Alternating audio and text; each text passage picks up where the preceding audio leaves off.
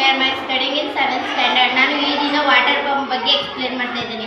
ಈ ಮಾಡೆಲ್ ಹೆಸರು water pump. ಇದನ್ನ ಗದ್ದೆಗಳಲ್ಲಿ ಮೋಟ್ರ್ ಹಾಕಕ್ಕೆ ಬಳಸ್ತಾರೆ, ಆಮೇಲೆ ಬಾವಿಯಿಂದ ನೀರು ತೆಗಿಯಕ್ಕೆ ಬಳಸ್ತಾರೆ. ಮೋಟ್ರ್ ಫುಲ್ ನೀರೊಳಗಡೆ ಮುಳುಗಿದಾಗ ಪೈಪ್ ಕಲೆಕ್ಷನ್ ಕೊಟ್ಟಿರ್ತೀವಿ, ಸ್ವಿಚ್ ಆನ್ ಮಾಡಿದಾಗ ನೀರು ಬರುತ್ತೆ. ಇದೇ ವಾಟರ್ ಪಂಪ್. ಇದು ತ್ರಿಭುಜದ ಹೊರ ಮತ್ತು ಒಳ ಕೋನಗಳ ಅಳತೆ. ಇದು ಒಂದು ತ್ರಿಭುಜದ ಅಭಿಮುಖ ಕೋನಗಳು ಹೊರ ಕೋನಗಳು 3 ಇರುತ್ತೆ. 1, 2, 3. ಈ ಹೊರ ಕೋನದ ಅಳತೆ ತಿಳ್ಕೋಬೇಕು ಅಂದರೆ ಒಳ ಕೋನವೇ ಎತ್ತಿ ಕೋನಗಳನ್ನ ಈಗ ಹಾಕಬೇಕು. ಹಾಕಿದಾಗ ಒಂದು ಕೋನಮಾಪಕದ ಆಕೃತಿ ಉಂಟಾಗುತ್ತೆ. ಕೋನಮಾಪಕದ ಆಕೃತಿ 180 ಡಿಗ್ರಿಗಳಿರುತ್ತೆ. ಹಾಗಾದರೆ ಮೂರು ಕೋನದ್ದು 60 ಡಿಗ್ರಿ ಆದರೆ ಒಟ್ಟು 180 ಡಿಗ್ರಿ ಆಗುತ್ತೆ. ಆಗ ಈ ಕೋನದ ಅಳತೆ 120 ಡಿಗ್ರಿ ಇರುತ್ತೆ. ಇದು ಶೃಂಗಾಭಿಮುಖ ಕೋನಗಳು. ಇದು 10 degree, 20 degree, 30 degree, 40 degree, 50 degree. ಕೆಳಗಡೆ 10 degree, 20 degree, 30 degree, 40 degree, 50 degree. ಎರಡೂ ಕಡೆಯೂ 50 ಡಿಗ್ರಿ ಬಂದಿದೆ. ಅದರಿಂದ ಇದು ಸಮನಾಗಿದೆ. ಅದರಿಂದ ಇದು ಶೃಂಗಾಭಿಮುಖ ಕೋನಗಳು. Thank you. ನನ್ನ ಹೆಸರು ಸಿಂಚನ. ನಾನು ಓದುತ್ತಿರುವುದು 7ನೇ ತರಗತಿ. ನಾನು ಈಗ ಮಾಡುತ್ತಿರುವ ಪ್ರಯೋಗದ ಹೆಸರು ನಿಮ್ಮ ಕೈ ಎಷ್ಟು ಸ್ಥಿರವಾಗಿದೆ. ಇದು ಫೋನು ಅಥವಾ ಕೈಗೆ ಮುರಿದಾಗ ಇದು ಯೂಸ್ ಆಗುತ್ತೆ. ಇದು ಬಜಾರು. ನಾವು ಇಲ್ಲಿಂದ ಇಲ್ಲಿ ಗಂಟೆ ಇಟ್ಕೋಬೇಕು. ಸೋತಿದ್ರೆ ಇಲ್ಲಿ ಬಜಾರ್ ಆನ್ ಆಗುತ್ತೆ. ಈಗ ಮಾಡ್ತಿದ್ದೀನಿ.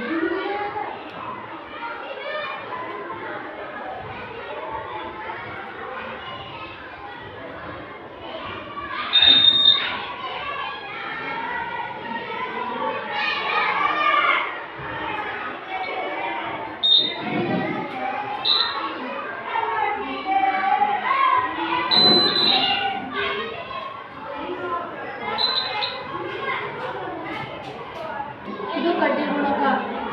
ಇದು ಹಳೆ ಕಾಲದಲ್ಲಿ ಇದು ಒಬ್ಬೊಬ್ಬರಿಗೆ ಮಗ್ಗಿ ಹೇಳ್ಕೊಡಕ್ಕೆ ಬರಲ್ಲ. ಮಕ್ಕಳಿಗೆ ಅಥವಾ ತಾತ ಅಜ್ಜಿದರಿಗೆ ಮಗ್ಗಿ ಹೇಳ್ಕೊಡಕ್ಕೆ ಈಸಿ ಆಗುತ್ತೆ.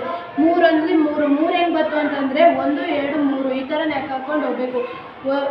3 7 6, 1 2 3 4 5 6, 3 3 9, 3 4 12, 3 5 15, 3 6 17, 3 7 21. ಆ ಥರನೇ ಇನ್ನೂ ಎಷ್ಟು ಬೇಕಾದ್ರೂ ಮಾಡ್ಕೊಂಡು ಹೋಗ್ಬೋದು. ನಾನು ಓದ್ತಿರೋ ಕ್ಲಾಸ್ನೇ 7th ಸ್ಟ್ಯಾಂಡರ್ಡ್. ಇವಾಗ ನಾವು ಮಾಡ್ತಿರೋ ಪ್ರಯೋಗ ಸರಳ ವಿದ್ಯುತ್ ಮಟ್ಟದ ಫ್ಯಾನ್. ಈಗ ಸ್ವಿಚ್ನ ನಾವು ಪಿನ್ನಾಗಿ ಬಳಸ್ಕೊಂಡಿದ್ದೀವಿ. ಇದನ್ನ ಸ್ವಿಚ್ನ ಟಚ್ ಮಾಡಿದಾಗ ವಿದ್ಯುತ್ ಹೋಗಿ ಫ್ಯಾನ್ಗೆ ಕರೆಂಟ್ ಆಗುತ್ತೆ. ಈಗ ನಾವು ಸ್ವಿಚ್ನ ಟಚ್ ಮಾಡಿಲ್ಲ, ಹಾಗಾಗಿ ವಿದ್ಯುತ್ ಓಡ್ತಾ ಇಲ್ಲ. ನಾನು 7ನೇ ತರಗತಿಯಲ್ಲಿ ಓದುತ್ತಿದ್ದೇನೆ. ವಿಶಾಲ ಕೋನ, ಲಂಬ ಕೋನ, ಲಘು ಕೋನ, ಸರಳ ಕೋನ,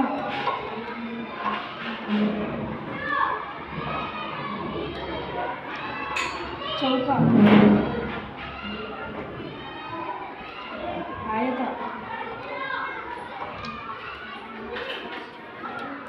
ತ್ರಿಭುಜ. ವಾಟರ್ ಡಿಸೇಪರ್ ಅಂತ ಕ್ಯಾಪ್ನ ಯೂಸ್ ಮಾಡಿದ್ರೆ ನೀರು ಹೊರಗೆ ಬರುತ್ತೆ. ಕ್ಯಾಪ್ ಟಚ್ ಮಾಡಿದ್ರೆ ನೀರು ಹೊರಗೆ ಬರಲ್ಲ. ಇದು ಇಟ್ಕೊಂಡಿರುತ್ತೆ. ಕ್ಯಾಪ್ ಯೂಸ್ ಮಾಡಿದಾಗ ಗಾಳಿ ಹೊರಗೆ ಬರುತ್ತೆ, ಅದಕ್ಕೆ ನೀರು ಹೊರಗೆ ಬರುತ್ತೆ. ಸ್ಟಾರ್ಟ್.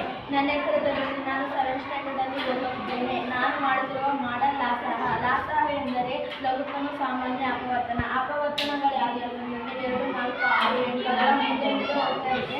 ಆದರೆ ನಾವು ಮಲ್ಟಿಪಲ್ ಮಾಡಿದ್ದೀವಿ. ರೆಡ್ ಕಲರ್ ಆಯ್ತಲ್ಲ, ಆ ರೆಡ್ ಕಲರಿಂದ 2 ಪ್ಲಾನೆಟ್ ತನಕ ಮಾಡಿದ್ದೀವಿ. ಯೆಲ್ಲೋ ಕಲರಲ್ಲಿ 2 4 ಪ್ಲಾನೆಟ್, 3 4 ಪ್ಲಾನೆಟ್ ತನಕ ಮಾಡಿದ್ದೀವಿ. ಆದರೆ ಒಂದೇ ಮೊಳದಲ್ಲಿ 2 ದಾರ ಮಾಡಿರೋದು ಯಾವುದು ಅಂದರೆ 6, 12. 2ರ ಅಪವರ್ತನ 6, 3ರ ಅಪವರ್ತನ 12. ಈ ಮ್ಯಾಜಿಕ್ ಗಮನವನ್ನು ಆಕರ್ಷಿಸುತ್ತಿದೆ. ಈ ಸ್ಪಿನ್ ಮಾತ್ರ ಗಾಳಿಯಲ್ಲಿ ತೇಲುತ್ತಿದೆ. My name is Navyavi. I am studying in 7th standard. My school name is GHPS Kempanapalya. ಈ ಮಾಡೆಲ್ನ ಹೆಸರು ಕ್ವಿಜ್ ಬೋರ್ಡ್. ಇದು ಮ್ಯಾಥ್ಸ್ದು ಸೂತ್ರಗಳ ಬಗ್ಗೆ ನಮಗೆ ತಿಳ್ಕೊಬೇಕಂದ್ರೆ ಇದು ಫುಲ್ ಯೂಸ್ ಆಗುತ್ತೆ. ಇವಾಗ ನಾನು ಆಯತದ ಸುತ್ತಳತೆ ನಾನು ಇದನ್ನು ಟಚ್ ಮಾಡಿದಾಗ ಅಲ್ಲಿ ಗ್ರೀನ್ ಲೈಟ್ ಆನ್ ಆಗುತ್ತೆ. ಹೀಗೆ ನಾನು ಆಯತದ ವಿಸ್ತೀರ್ಣ ಇಲ್ಲಿ ಯಾವ ಟಚ್ ಮಾಡ್ತೀನಿ ಅದಕ್ಕೆ ಆನ್ಸರ್ ಇಲ್ಲಿ ಗ್ರೀನ್ ಲೈಟಲ್ಲಿ ಆನ್ ಆಗುತ್ತೆ. ಚೌಕದ ಸುತ್ತಳತೆ, ಚೌಕದ ವಿಸ್ತೀರ್ಣ, ತ್ರಿಭುಜದ ಸುತ್ತಳತೆ, ತ್ರಿಭುಜದ ವಿಸ್ತೀರ್ಣ, ಸಮಬಾಹು ತ್ರಿಭುಜದ ಸುತ್ತಳತೆ, ವೃತ್ತದ ಪರಿಧಿ. Thank you. Savyavi. I am studying in 7th standard. My school name is GHPS Kemparapalya. ಈ ಮಾಡೆಲ್ನ ಹೆಸರು ವಾಹಕ ಮತ್ತು ಅವಾಹಕಗಳು. ಒಂದು ವಸ್ತುವಿನ ಮೂಲಕ ಅದು ವಿದ್ಯುತ್ ಹರಿದ್ರೆ ಅದನ್ನ ವಾಹಕ ಅಂತ ಕರಿತೀವಿ. ಒಂದು ವಸ್ತುವಿನ ಮೂಲಕ ವಿದ್ಯುತ್ ಹರಿದ್ರೆ ಅದನ್ನ ಅವಾಹಕ ಅಂತ ಕರಿತೀವಿ. ಇವಾಗ ನಾನು ಇದ್ರ ಮೂಲಕ ಚೆಕ್ ಮಾಡ್ತೀನಿ. ಇವಾಗ ಕಾಯಿನ್ ಎತ್ಕೊಂಡಿದ್ದೀನಿ. ಕಾಯಿನ 2 ಪಿನ್ನ ಮೂಲಕ ಟಚ್ ಮಾಡಿದ್ರೆ ಇಲ್ಲಿ ಲೈಟ್ ಮತ್ತೆ ಬಜರ್ ಆನ್ ಆಗುತ್ತೆ. ನಾನು ವಾಹಕ ಎಂದು ತಿಳ್ಕೊಳ್ಳೋಕೆ ಬಜರ್ ಮತ್ತೆ ಲೈಟ್ ಫಿಕ್ಸ್ ಮಾಡಿದ್ದೀನಿ. ಮತ್ತೆ ಥರ್ಮಾಕೋಲ್ ಎತ್ಕೊತಾ ಇದ್ದೀನಿ.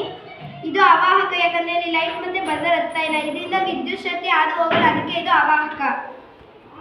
ನನ್ನ ಹೆಸರು ಶ್ರೇಯ. ನಾನು 7ನೇ ತರಗತಿ ಓದುತ್ತಿದ್ದೇನೆ. ನಾನು ಇವಾಗ ಪೆರಿಸ್ಕೋಪ್ ಬಗ್ಗೆ ತಿಳಿಸುತ್ತಿದ್ದೇನೆ. ಇದು ವಿಜ್ಞಾನಿಗಳು ಪ್ರಯೋಗ ಮಾಡುವುದನ್ನು ಯೂಸ್ ಮಾಡ್ತಾರೆ. ಆಮೇಲೆ ಯುದ್ಧಗಳು ಮಾಡೋಕ್ಕೆ ಯೂಸ್ ಮಾಡ್ತಾರೆ. ಇದರಿಂದ ನೋಡಿದಾಗ ಅಕ್ಷರವಿರೋ ವಸ್ತು ಕಾಣುತ್ತದೆ. ಸಾಮಾನ್ಯದ ಚಂದ್ರನ ವಿಸ್ತೀರ್ಣ. ನಾವು ಇದು ಲಂಬ ರೇಖೆಯಾಗಿ ಎಳೆದಿದ್ದೇವೆ. ಈ ಭಾಗವನ್ನು ಇಲ್ಲಿಗೆ ಎತ್ತಿದಾಗ ಇದು ಆಯತ ಆಕಾರದಲ್ಲಿರುತ್ತದೆ. ಇದರ ಹೆಸರು ತ್ರಿಭುಜಗಳ ಎತ್ತರ. ಇದರಲ್ಲಿ ಅರ್ಧ ಭಾಗ ಎತ್ತದಾಗ ಇದರಲ್ಲಿ ಅರ್ಧ ಭಾಗ ಉಳಿಯುತ್ತದೆ. ಇದು ವಿಸ್ತೀರ್ಣ ಪಾದ ಇಂಟು ಅರ್ಧ ಇಂಟು ಎತ್ತರ. ಮೈ ನೇಮ್ ಇಸ್ ಯಶವಂತ್. ನಾನು 7th ಸ್ಟ್ಯಾಂಡರ್ಡಲ್ಲಿ ಓದುತ್ತೇನೆ. ಯಾಂತ್ರಿಕ ಶಕ್ತಿ. ಇದು ಗಾಳಿಯಿಂದ ಇಲ್ಲಿಗೆ ಎಳೀತದೆ. ಇದು ಸಾಕತಾಕೊಂಡು ಇಲ್ಲಿಂದ ಲೈಟನ್ನು ಉರಿಸುತ್ತದೆ. ನನ್ನ ಹೆಸರು ರೋಹಿತ್. ನಾನು 7th ಸ್ಟ್ಯಾಂಡರ್ಡಲ್ಲಿ ಓದುತ್ತಿದ್ದೇನೆ. GHPS ಕೆಂಪನಪಾಳ್ಯ. ಫ್ಯಾನ್ ತಿರುಗಿದ್ರೆ ಸೋಲಾರ್ ಸಿಸ್ಟಮಿಂದ ಇಲ್ಲಿ ಲೈಟ್ ಹತ್ತುತ್ತೆ. ಲೈಟ್ ಹತ್ತಿದಾಗ ಎಮರ್ಜೆನ್ಸಿಗೆ ಲೈಟ್ ಇಲ್ಲ ಅಂದರೆ ಇಲ್ಲಿ ಲೈಟು ಉತ್ಪಾದನೆ ಆಗುತ್ತೆ. ಮೈ name is Niranjan. My 7th standard. ನಾನು ಓದುತ್ತಿರುವ ಶಾಲೆ ಕೆಂಪನಪಾಳ್ಯ. ಇದರ ಹೆಸರು ನೀರು ಒಂದು ವಾಹಕ. ಇದು ಬ್ಯಾಟ್ರಿಯಿಂದ ವಿದ್ಯುತ್ ಶಕ್ತಿ ಇಲ್ಲಿಗೆ ಹರಿಯುತ್ತೆ. ಇಲ್ಲಿಗೂ ಪುನಃ ವಿದ್ಯುತ್ ಶಕ್ತಿ ಹರಿದಾಗ ಸೌಂಡ್ ಆಗುತ್ತೆ. ನನ್ನ ಹೆಸರು ಕೀರ್ತನ. ನಾನು ಓದುತ್ತಿರುವ ತರಗತಿ 7ನೇ ತರಗತಿ. ನಾನು ಮಾಡುತ್ತಿರೋ ಪ್ರಯೋಗ ಶ್ವಾಸಕೋಶಗಳು.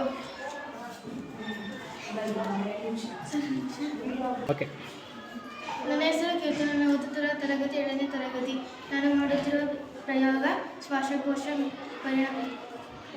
ಮಾದರಿ. ಇನ್ನು ಉಸಿರು ಎಳ್ಕೊಳ್ಳುವಾಗ ಏನಾಗುತ್ತೆ ಅಂತಂದರೆ ಈ ಪೊಪ್ಪೆ ಏನಾಗುತ್ತೆ, ಕೆಳಗಡೆ ಚಲಿಸುತ್ತೆ. ಶ್ವಾಸಕೋಶ ದೊಡ್ಡದಾಗುತ್ತೆ ಮತ್ತು ಉಸಿರನ್ನ ಒಳಗಡೆ ಎಳ್ಕೊತೀವಿ. ಉಸಿರನ್ನ ಆಚೆ ತಳ್ಳುವಾಗ ಏನಾಗುತ್ತೆ ಅಂದರೆ ಒಪ್ಪೆ ಮೇಲ್ಗಡೆ ಬರುತ್ತೆ, ಶ್ವಾಸಕೋಶ ಚಿಕ್ಕದಾಗುತ್ತೆ. ಉಸಿರನ್ನ ಆಚೆ ತಳ್ತೀವಿ. ಈಗ ನಾವು ಉಸಿರನ್ನ ಎಳ್ಕೊಳ್ತೀವಿ ಅಲ್ವಾ, ಉಸಿರು ನಡ್ಕೊಳ್ಳೋವಾಗ ಏನಾಗುತ್ತೆ ಅಂದರೆ ದೊಡ್ಡದಾಗುತ್ತೆ, ಉಸಿರು ಬಿಡುವಾಗ ಚಿಕ್ಕದಾಗುತ್ತೆ. ಇದೇ ಶ್ವಾಸಕೋಶ ಮಾದರಿ. ಮೈ ನೇಮ್ ಇಸ್ ಪ್ರಕೃತಿ. ಮೈ ಸ್ಟಡಿಂಗ್ ಇನ್ 7th ಸ್ಟ್ಯಾಂಡರ್ಡ್. ನಾನು ಈಗ ಮಾಡುತ್ತಿರುವುದು ತ್ರಿಭುಜದ ಭಾಗಗಳು. ಒಂದು ತ್ರಿಭುಜ ಅದನ್ನು ಜೋಡಿಸಿದ್ದೀನಿ. ವಿಶಾಲ ಕೋನ ಇರುತ್ತೆ ತ್ರಿಭುಜ. ಈಗ ನಾನು ಇದನ್ನ ಸರಳ ರೇಖೆಯಲ್ಲಿ ಜೋಡಿಸಿದ್ದೀನಿ. 180 ಡಿಗ್ರಿ ಇರುತ್ತೆ. ನನ್ನ ಹೆಸರು ಪ್ರೀತಮ್. ನಾನು ಓದುತ್ತಿರೋದು 7th ಸ್ಟ್ಯಾಂಡರ್ಡ್. ನಾನು ಪ್ರಯೋಗ ಮಾಡ್ತಿರೋದು ಆಕೃತಿಗಳ ರೋಬೋಟ್.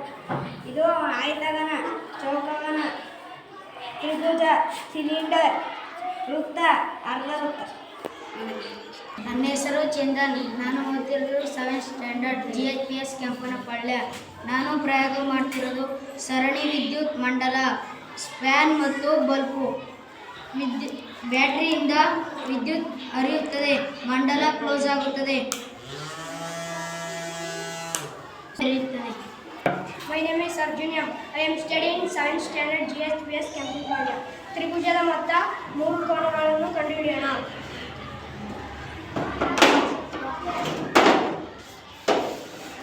ಮೂರು ಕೋನಗಳನ್ನು ಹೀಗೆ ಜೋಡಿಸಿದಾಗ ಒಂದು ಸರಳ ಕೋನ ಉಂಟಾಗುತ್ತದೆ. ಸರಳ ಕೋನ ಸಾಮಾನ್ಯವಾಗಿ 180 ಡಿಗ್ರಿ ಇರುತ್ತದೆ. ತ್ರಿಭುಜದ ಮೊತ್ತ 180 ಡಿಗ್ರಿ. ಇದರ ಹೆಸರು ವಾಟರ್ ಅಲಾರಾಮ್. ಸ್ವಿಚ್ ಅನ್ನು ಆನ್ ಮಾಡಿದ ತಕ್ಷಣ ಬಜರ್ ಸೌಂಡ್ ಆಗುತ್ತದೆ. ಇದು ಟ್ಯಾಂಕ್ ತುಂಬಲಿ ಎಂದು ಮೋಟಾರ್ ಆನ್ ಮಾಡಿದಾಗ ಟ್ಯಾಂಕ್ ತುಂಬಿದ ನಂತರ ಬಜರ್ ಸೌಂಡ್ ಆಗುತ್ತದೆ. ಬಜರ್ ಸೌಂಡ್ ಆದ ತಕ್ಷಣ ನಾವು ಸ್ವಿಚ್ ಅನ್ನು ಆಫ್ ಮಾಡಬೇಕು. ಆಫ್ ಮಾಡಲಿಲ್ಲವೆಂದರೆ ಟ್ಯಾಂಕ್ ತುಂಬಿ ನೀರು ಹರಿದು ಪೋಲಾಗಿ ವ್ಯರ್ಥ ಆಗುತ್ತದೆ. ನಾವು ನೀರನ್ನು ವ್ಯರ್ಥ ಮಾಡಬಾರದು. ಎಷ್ಟು ಬೇಕೋ ಅಷ್ಟು ಉಪಯೋಗಿಸಬೇಕು. ನನ್ನ ಹೆಸರು ಸಿದ್ದರಾಜು. ನಾನು ಓದುತ್ತಿರುವ ತರಗತಿ 7ನೇ ತರಗತಿ. ನಾನು ಪ್ರಯೋಗ ಮಾಡುತ್ತಿರುವ ವಿದ್ಯುತ್ ಕಾಂತ. ಒಂದು ಮೊಳೆಯನ್ನು ತೆಗೆದುಕೊಂಡು ಅದರ ಸುತ್ತ ತಾಮ್ರದ ತಂತಿಯನ್ನು ನುಲಿಯಬೇಕು. ಅನಂತರ ಒಂದು ಬ್ಯಾಟರಿಯನ್ನು ತೆಗೆದುಕೊಂಡು ಆಪೋಸಿಟ್ ನೆಗೆಟಿವ್ ಎನ್ನುವ 2 ವೈರನ್ನು ಕನೆಕ್ಟ್ ಮಾಡಬೇಕು. ಅದಾದ ನಂತರ 5 ನಿಮಿಷದ ನಂತರ ಇದು ಮ್ಯಾಗ್ನೆಟ್ ಆಗಿ ಪರಿವರ್ತನೆಗೊಳ್ಳುತ್ತದೆ. ನನ್ನ ಹೆಸರು ರಾಜೇಶ್ವರಿ. ನಾನು ಓದುತ್ತಿರುವ ತರಗತಿ 7ನೇ ತರಗತಿ. ನನ್ನ ಪ್ರಯೋಗವು ಕಾರು ಮತ್ತು ಮ್ಯಾಗ್ನೆಟ್ ಮ್ಯಾಜಿಕ್ ಕಾರ್ ಅಂತ ಕರಿತೀವಿ. ಈ ಕಾಂತವು ಈ ಕಾಂತವನ್ನು ವಿಕರ್ಷಿಸುತ್ತದೆ. ಇಲ್ಲಿ ಕಾಂತಗಳ ಬಲ ಇದೆ, ಇಲ್ಲಿ ಕಾಂತಗಳ ಬಲ ಇಲ್ಲ. ಅದರಿಂದ ಇಲ್ಲಿ ವಿಕಸಿಸಲು ಸಾಧ್ಯವಿಲ್ಲ. ನನ್ನ ಹೆಸರು ದೀಪಿಕಾ. ನಾನು ಓದುತ್ತಿರುವ 7ನೇ ತರಗತಿ. ಸರ್ಕಾರಿ ಹಿರಿಯ ಪ್ರಾಥಮಿಕ ಶಾಲೆ ಕೆಂಪನಪಾಳ್ಯ. ಸಮಾಂತರ ಚತುರ್ಭುಜ ಆಕೃತಿಗಳು: ವಜ್ರಾಕೃತಿ,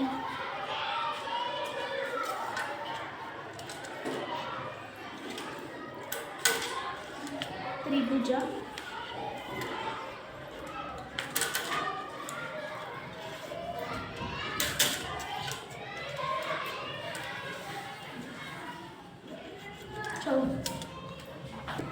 ನನ್ನ ಹೆಸರು ದೀಪಿಕಾ. ನಾನು ಓದುತ್ತಿರುವ ಕ್ಲಾಸ್ 7ನೇ ತರಗತಿ. ಸರಳ ವಿದ್ಯುತ್ ಮಂಡಲ, bulb, battery, wire, pin, bulb. ನಾವು ಪಿನ್ನನ್ನು ಸ್ವಿಚ್ ಎಂದು ತಿಳಿದುಕೊಂಡಿದ್ದೇವೆ. ಇದನ್ನು ಇಲ್ಲಿಗೆ ಸೇರಿಸಿದರೆ ಲೈಟ್ ಹತ್ತುತ್ತದೆ. ನನ್ನ ಹೆಸರು ಅರ್ಜುನ. ನಾವು ಓದುತ್ತಿರುವ ಕ್ಲಾಸ್ 7th ಸ್ಟ್ಯಾಂಡರ್ಡ್. ಇದು ನಾನು ಪ್ರಯೋಗ ಮಾಡುತ್ತಿರುವುದು ಸರಳ ವಿದ್ಯುತ್ ಮಂಡಲ ಬಜಾರ್. ಮಾಡಕ್ಕೆ ಬೇಕಾಗಿರೋದು ಬಜಾರು, ಮೋಟಾರ್, 2 ಸೊಲ್ಲು, 1 ಬ್ಯಾಟ್ರಿ, ಕ್ಲಿಪ್ಪು. ಆನ್ ಮಾಡಿದರೆ ವಿದ್ಯುತ್ ಹರಿಯುತ್ತದೆ.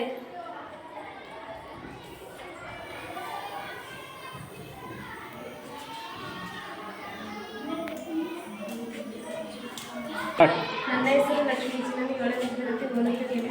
ಇವಾಗ ನಾನು ನಿಮಗೆ ಪ್ರಯೋಗ ತೋರಿಸ್ತಿದ್ದೀನಿ. ಗಣಿತ ಯಂತ್ರ, ಮಗ್ಗಿ ಯಂತ್ರ. 1ರಲ್ಲಿ 1. ಅದೇ ಥರ ನಾವು ತಿರುಗಿಸ್ತಾ ಹೋದರೆ 5 ಗಂಟೆ ಬರುತ್ತೆ. 2ರಲ್ಲಿ 2, 3ರಲ್ಲಿ 3, 4ರಲ್ಲಿ 4, 5ರಲ್ಲಿ 5.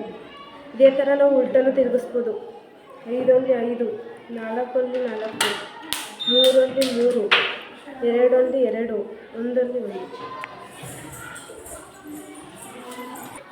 ಇದು ಮೀನು ಮತ್ತು ಗಾಳ. ಇಲ್ಲಿ ಮ್ಯಾಗ್ನೆಟ್ ಹಾಕಿದ್ದೀವಿ ಚಿಕ್ಕದು. ಈ ಫಿಶಲ್ಲಿ ನಾವು ಒಂದು ಗುಂಪಿನ ಹಾಕಿದ್ದೀವಿ ಚಿಕ್ಕದು. ಇದನ್ನು ಇಲ್ಲಿಗೆ ಆಕರ್ಷಿಸಿಕೊಳ್ಳುತ್ತೆ ನೋಡಿ. ಈಗ ಮ್ಯಾಗ್ನೆಟ್ ಬಿಟ್ಟಾಗ ಇಲ್ಲಿ ಕಬ್ಬಿಣ ಆಯ್ತಲ್ಲ, ಅದು ಈ ಥರ ಅಂಟಿಕೊಳ್ಳುತ್ತೆ.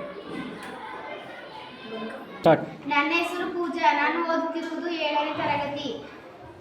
ಇದು ನಾನು ಮಾಡುತ್ತಿರುವುದು ಮ್ಯಾಗ್ನೆಟ್ ಚಕ್ರ. ಇದನ್ನು ತಿರುಗಿಸಿದಾಗ ಅಲ್ಲಿ ವೈಟ್ ಕಲರ್ ಬರುತ್ತದೆ. ಅದರಲ್ಲಿ ಕಾಮನ ಬಿಲ್ಲಲ್ಲಿ ಇರುವ ಕಲರ್ಸ್ ಎಲ್ಲ ಅದು ಕೂಡಿ ಅದರ ವೈಟ್ ಕಲರ್ ಆಗುತ್ತದೆ. Lakshmi. My studying in 7th standard. My school name is JSPS Kempanapalya. ನಾನು ಮಾಡುತ್ತಿರುವ ಪ್ರಯೋಗದ ಎಕ್ಸ್ಪ್ಲೈನ್ ಹೆಸರು ತ್ರಿಭುಜಗಳ ಗುಣಗಳು. ತ್ರಿಭುಜವು ಇದು ತ್ರಿಭುಜ. ತ್ರಿಭುಜದಲ್ಲಿ 3 ವಿಧಗಳು: ಸಮದ್ವಿಬಾಹು ತ್ರಿಭುಜ, ಅಸಮಬಾಹು ತ್ರಿಭುಜ. ಈಗ ಕೋನಗಳನ್ನು ತೋರಿಸುತ್ತೇನೆ. ಇದು ಲಘು ಕೋನ ತ್ರಿಭುಜ,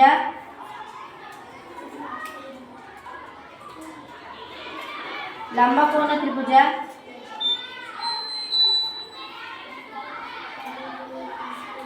ವಿಶಾಲ ಕೋನ ತ್ರಿಭುಜ. Thank you.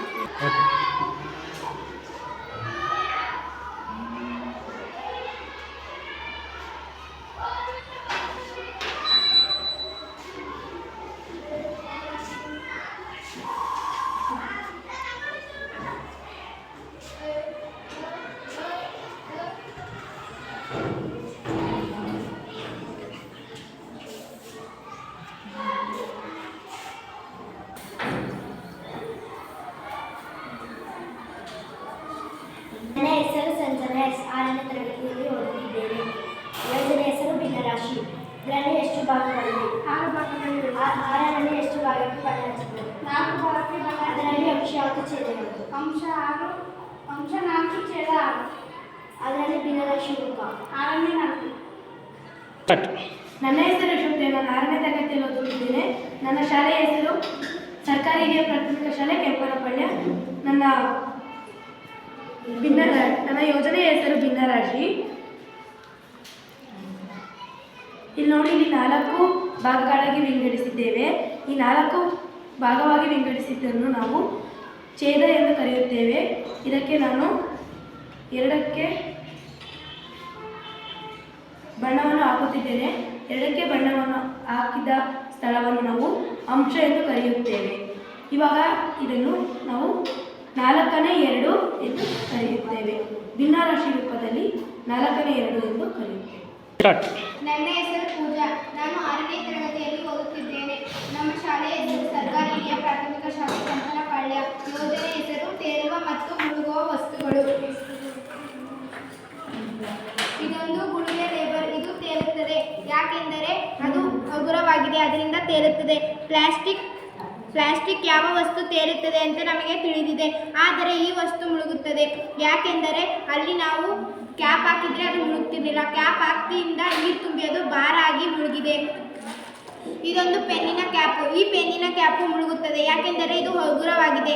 ಅದಕ್ಕೆ ಇದನ್ನು ಮುಳುಗಿರೋದನ್ನೆಲ್ಲ ಕೆಳಪಟ್ಟ ಆಕರ್ಷಣೆ, ಮುಳುಗಿಲ್ಲದೆ ಹೋದನ್ನೆಲ್ಲ ಮೇಲ್ಕಂಡ ಆಕರ್ಷಣೆ ಎಂದು ಹೇಳುತ್ತಾರೆ. ಇದೊಂದು ಬೀಗದ ಕೀ. ಇದು ಕಬ್ಬಿಣದಿಂದ ತಯಾರಾಗಿದೆ. ಇದನ್ನು ಹಾಕಿದರೆ ಅದು ಕಬ್ಬಿಣದಿಂದ ತೂಕವಾಗಿರುವುದರಿಂದ ಅದು ಮುಳುಗು ಹೋಗುತ್ತದೆ. ಇದನ್ನು ಕೆಳಕಂಡ ಆಕರ್ಷಣೆ ಎಂದು ಕರೆಯುತ್ತೇವೆ. ಇದೊಂದು ಕಲ್ಲನ್ನು ಮುಟ್ಟಿದರೆ ಅದು ತೂಕವಾಗಿರುವುದರಿಂದ ಅದು ಕೆಳಗೆ ಬೀಳುತ್ತದೆ. ಇದನ್ನು ಕೆಳಕೊಂಡಿರುವ ಆಕರ್ಷಣೆ ಎಂದು ಹೇಳುತ್ತೇವೆ. ನನ್ನ ಹೆಸರು ಅಮೃತ. ನಾನು 6ನೇ ತರಗತಿಯಲ್ಲಿ ಓದುತ್ತಿದ್ದೇನೆ. ನನ್ನ ಶಾಲೆ ಹೆಸರು ಸರ್ಕಾರಿ ಹಿರಿಯ ಪ್ರಾಥಮಿಕ ಶಾಲೆ ಕೆಂಪನಪಾಳ್ಯ. ಈ ಯೋಜನೆ ಹೆಸರು ಆಕೃತಿಗಳನ್ನು ಹೊಂದಿಸಿ ಬರೆಯಿರಿ. ಗಣಿತದಲ್ಲಿ ಈ ಆಕೃತಿಯನ್ನು ಏನೆಂದು ಕರೆಯುತ್ತಾರೆ? ತ್ರಿಭುಜ ಎಂದು ಕರೆಯುತ್ತಾರೆ. ಗಣಿತದಲ್ಲಿ ಈ ಆಕೃತಿಯನ್ನು ಏನೆಂದು ಕರೆಯುತ್ತಾರೆ? ಚೌಕ ಎಂದು ಕರೆಯುತ್ತಾರೆ. ಗಣಿತದಲ್ಲಿ ಈ ಆಕೃತಿಯನ್ನು ಏನೆಂದು ಕರೆಯುತ್ತಾರೆ? ಆಯತ ಎಂದು ಕರೆಯುತ್ತಾರೆ. ಗಣಿತದಲ್ಲಿ ಈ ಆಕೃತಿಯನ್ನು ಏನೆಂದು ಕರೆಯುತ್ತಾರೆ? ವೃತ್ತ ಎಂದು ಕರೆಯುತ್ತಾರೆ. ನನ್ನ ಹೆಸರು ಧನುಶ್ರೀ. ನಾನು 6ನೇ ತರಗತಿಯಲ್ಲಿ ಓದುತ್ತಿದ್ದೇನೆ. ನನ್ನ ಶಾಲೆಯ ಹೆಸರು ಸರ್ಕಾರಿ ಹಿರಿಯ ಪ್ರಾಥಮಿಕ ಶಾಲೆ. ಈ ಚಟುವಟಿಕೆ ಹೆಸರು ದಶಮಾಂಶಗಳು. ಇಲ್ಲಿ 100 ಬಾಕ್ಸ್ ಐತೆ. 100 ಬಾಕ್ಸಲ್ಲಿ ನಾವು ಎಷ್ಟು ಬಾಕ್ಸ್ ಕಲರ್ ಹಾಕಿದ್ದೀವಿ? 5 ಬಾಕ್ಸ್ಗೆ. ಭಿನ್ನರಾಶಿ ರೂಪದಲ್ಲಿ ದಶಮಾಂಶ ರೂಪದಲ್ಲಿ 0.05. ಇಲ್ಲಿ 100 ಬಾಕ್ಸ್ ಐತೆ. 100 ಬಾಕ್ಸಲ್ಲಿ ನಾವು ಎಷ್ಟು ಬಾಕ್ಸ್ಗೆ ಕಲರ್ ಹಾಕಿದ್ದೀವಿ? 20 ಬಾಕ್ಸ್ಗೆ. ಇದು ಭಿನ್ನರಾಶಿ ರೂಪದಲ್ಲಿ ಏನೆಂದು 20. ದಶಮಾಂಶ ರೂಪದಲ್ಲಿ ಏನೆಂದು ಕರೆಯುತ್ತಾರೆ? 0.20. ಇಲ್ಲಿ 100 ಬಾಕ್ಸ್ ಐತೆ. 100 ಬಾಕ್ಸಲ್ಲಿ ನಾವು ಎಷ್ಟು ಬಾಕ್ಸ್ ಕಲರ್? 15 ಬಾಕ್ಸ್. ಭಿನ್ನರಾಶಿ ರೂಪದಲ್ಲಿ 115. ದಶಮಾಂಶ ರೂಪದಲ್ಲಿ 0.15. ನನ್ನ ಹೆಸರು ಪ್ರಸಾದ್. 6ನೇ ತರಗತಿ ಓದುತ್ತಿದ್ದೇನೆ. GSPS ಕೆಂಪನಪಾಳ್ಯ. ಈ ಪ್ರಯೋಗದ ಹೆಸರು ದಿಕ್ಸ್ ಮುಚ್ಚಿ. ಒಂದು ಪಿನ್ ಬಟ್ಟೆ ಹೊಲಿಯುವ ಪಿನ್ನನ್ನು ತೆಗೆದುಕೊಳ್ಳಿ. ಒಂದು ಬೆಂಡನ್ನು ತೆಗೆದುಕೊಂಡು ಅದಕ್ಕೆ ಹಾಕಿರಿ. ಇದು ಕಬ್ಬಿಣಾಂಶ ಇರುತ್ತದೆ. ಅದಕ್ಕೆ ಮ್ಯಾಗ್ನೆಟ್ಗೆ ಉಜ್ಜಿ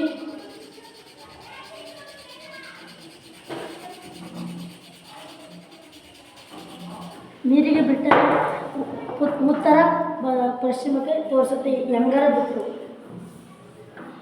ನನ್ನ ಹೆಸರು ಚಂದ್ರಶೇಖರ್. ನಾನು 6ನೇ ತರಗತಿಯಲ್ಲಿ ಓದುತ್ತಿದ್ದೇನೆ. ನಮ್ಮ ಸ್ಕೂಲ್ GSPS ಕೆಂಪನಪಾಳ್ಯ. ಇದರ ಹೆಸರು ಪಾರದರ್ಶಕ, ಅಪಾರದರ್ಶಕ, ಅರೆಪಾರದರ್ಶಕ. ಪಾರದರ್ಶಕಗಳಲ್ಲಿ ಪೂರ್ತಿ ಕಾಣಿಸುತ್ತವೆ.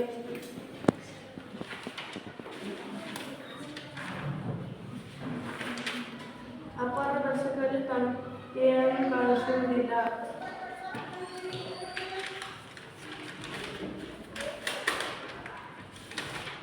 ಅರೆಪಾರದರ್ಶಕದಲ್ಲಿ ಬೃಹತ್ ಕಾಣಿಸುತ್ತದೆ. ನನ್ನ ಹೆಸರು ಸುಮ್ಕೆ. ನಾನು ಓದುತ್ತಿರುವುದು 6ನೇ ತರಗತಿಯಲ್ಲಿ. ನಮ್ಮ ಸ್ಕೂಲ್ ಹೆಸರು GSP ಕೆಂಪನಪಾಳ್ಯ. ಇದರ ಹೆಸರು ಮುಗ್ಗಿ ಬೋರ್ಡ್. ಇದರಲ್ಲಿ ಮುಗ್ಗಿ ಕಲಿಬೋದು. ಇದರಲ್ಲಿ ಎಷ್ಟನೇ ಮುಗ್ಗಿ ಬೇಕು? ನನ್ನ ಹೆಸರು ಸುಮ್ಕೆ. ನಾನು 6ನೇ ತರಗತಿಯಲ್ಲಿ ಓದುತ್ತಿದ್ದೇನೆ. ನಮ್ಮ ಶಾಲೆಯ ಹೆಸರು GSP ಕೆಂಪನಪಾಳ್ಯ. ಇದರ ಹೆಸರು ಮಗ್ಗಿ ಬೋರ್ಡ್ ಅಂತ. ಇದರಲ್ಲಿ ಮಗ್ಗಿ ಕಲಿಬೋದು. ಇದರಲ್ಲಿ ನಿಮಗೆ ಎಷ್ಟು ಮುಗ್ಗಿ ಬೇಕು? 5ನೇ ಮುಗ್ಗಿ. 5 ಇದು 5 10 5 3 5 4 20 5 5 25 5 30 35 5 7 45 5 8 45 5 ಸ್ಟಾರ್ಟ್. ಹಾಂ. ನನ್ನ ಹೆಸರು ಸುಹಾಸ್ ಮೊರೆ. ನಾನು 6ನೇ ತರಗತಿಯಲ್ಲಿ ಓದುತ್ತಿದ್ದೇನೆ. ನನ್ನ ಸರ್ಕಾರಿ ಶಾಲೆ ಹಿರಿಯ ಪ್ರಾಥಮಿಕ ಶಾಲೆ ಕೆಂಪನಪಾಳ್ಯ. ಕಾಂತಗಳು ಆಕರ್ಷಣೆ ಮತ್ತು ವಿಕರ್ಷಣೆ. ಆಕರ್ಷಣೆ ನಾವು ಎಲ್ಲಿಗೆ ಕಡೆ ತಿಳಿಸ್ಕೊಬೋದು. ವಿಕರ್ಷಣೆ ನಾವು ಎಲ್ಲೇ ಮಡಿದ್ರು ಅಲ್ಲೇ ಇರುತ್ತೆ, ಅದು ಎಲ್ಲಿಗೆ ಹೋಗಬೇಕು.